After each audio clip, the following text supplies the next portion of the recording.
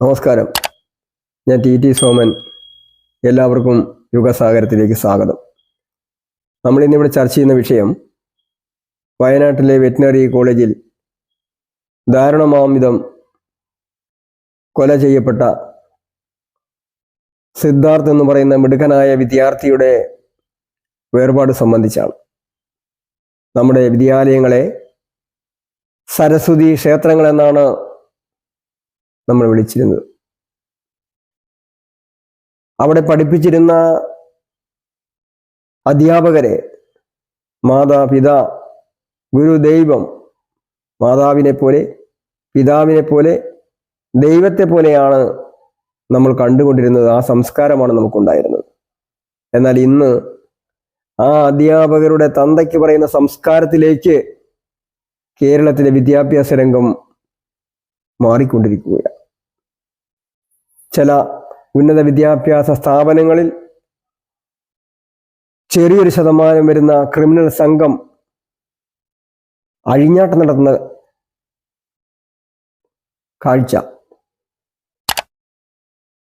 അവിടെ മദ്യവും മദിരാശിയും എന്തും ലഭിക്കുന്ന, മയക്കുമരുന്നടക്കം എന്തും ലഭിക്കുന്ന സ്ഥലങ്ങളായി മാറിയിരിക്കുന്നു എന്ന് അവിടെ പഠിപ്പിച്ച അധ്യാപകർ തന്നെ പറയുന്നത് നമുക്ക് കേൾക്കാൻ സാധിച്ചിട്ടുണ്ട്.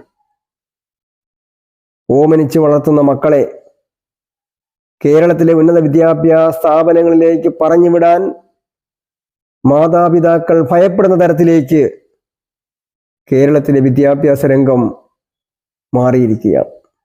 ഇതിനെതിരെ ശക്തമായ നടപടികൾ സ്വീകരിച്ചുകൊണ്ട് നമ്മുടെ വിദ്യാലയങ്ങളിൽ ശാന്തിയും സമാധാനവും നിലനിർത്തുവാൻ നടപടിയെടുക്കേണ്ട ഗവൺമെന്റ് ആകട്ടെ, ഞാനൊന്നും അറിഞ്ഞിട്ടില്ല രാമനാരായണ എന്ന പാവം നടിച്ചുകൊണ്ടിരിക്കുന്ന കാഴ്ചയാണ്. പലപ്പോഴും ഇത്തരം ആളുകളെ സംരക്ഷിക്കുന്ന സമീപനം സ്വീകരിക്കുന്നു എന്നുള്ള ആക്ഷേപമാണ് പല കോണുകളിൽ നിന്നും ഉയർന്നു വന്നുകൊണ്ടിരിക്കുന്നത്. 10ഉം 30ഉം ആളുകൾ ചേർന്ന് 1ഓ 2ഓ വിദ്യാർത്ഥികളെ നികൃഷ്ടമായ രീതിയിൽ തല്ലിച്ചതയ്ക്കുന്ന നിരവധി വാർത്തകൾ, വീഡിയോകൾ 2023 നമുക്ക് കാണാൻ വേണ്ടി സാധിച്ചു. അവരുടെ അവസാനത്തെ ഇരയാണ് സിദ്ധാർത്ഥ് എന്ന് പറയുന്ന അച്ഛനും അമ്മയും ഓമനിച്ച് വളർത്തി അവരുടെ പ്രതീക്ഷയായിരുന്ന ചെറുപ്പക്കാരൻ, വിദ്യാർത്ഥി. ആ വിദ്യാർത്ഥിയുടെ മരണം കേരളത്തിലെ മുഴുവൻ ജനങ്ങളെയും അങ്ങേയറ്റം ദുഃഖത്തിലാഴ്ത്തിയിട്ടുണ്ടോ എന്ന കാര്യത്തിൽ ആരും സംശയവുമില്ല.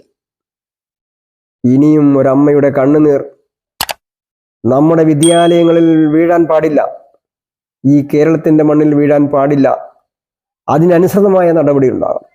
ഇവിടെ കുറ്റവാളികൾ ഒരുപറ്റം വിദ്യാർത്ഥി യൂണിയൻ മാത്രമല്ല, അവരെ സംരക്ഷിക്കാൻ വേണ്ടി അവർക്ക് ഒത്താശ ചെയ്ത അധ്യാപകരും അനധ്യാപകരും നിയമപാലകർ വരെയും കുറ്റവാളികളാണ്. അവർക്കൊക്കെ എതിരെ നടപടിയെടുക്കുന്ന സാഹചര്യം ഉണ്ടാകണം.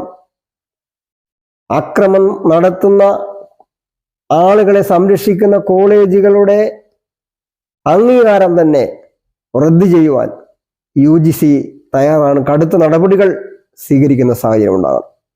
അതുപോലെ തന്നെ വിദ്യാർത്ഥി യൂണിയനുകളുടെ തലപ്പത്ത്, വിദ്യാർത്ഥി സംഘടനകളുടെ തലപ്പത്ത് ക്രിമിനൽ കേസുകളിൽ പ്രതിയാകുന്നവർ വരാൻ പാടില്ല എന്നുള്ള കർശനമായ നിലപാട് ഹൈക്കോടതിയിൽ നിന്നും മറ്റുയർന്ന കോടതികളിൽ നിന്നും ഉണ്ടായാൽ മാത്രമേ കേരളത്തിലെ വിദ്യാർത്ഥി സമൂഹത്തെ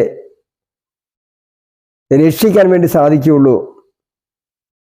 നമ്മുടെ അമ്മമാർക്കും മറ്റ് രക്ഷകർത്താക്കൾക്കും അവരുടെ കുട്ടികളെ ധൈര്യപൂർവ്വം ഉന്നത വിദ്യാഭ്യാസ സ്ഥാപനങ്ങളിലേക്ക് പറഞ്ഞുവിടാൻ പറ്റുന്ന സാഹചര്യം ഉണ്ടാകുകയുള്ളൂ. അതിനുള്ള നടപടികൾ UGCയുടെ ഭാഗത്തുനിന്നുണ്ടാകണം. അതുപോലെ തന്നെ ബഹുമാനപ്പെട്ട കോടതികളുടെ ഭാഗത്തുനിന്നും ഉണ്ടാകണമേ എന്ന് അഭിപ്രായപ്പെട്ടുകൊണ്ട് ഈ വീഡിയോ ഇവിടെ അവസാനിപ്പിക്കുന്നു. നന്ദി, നമസ്കാരം.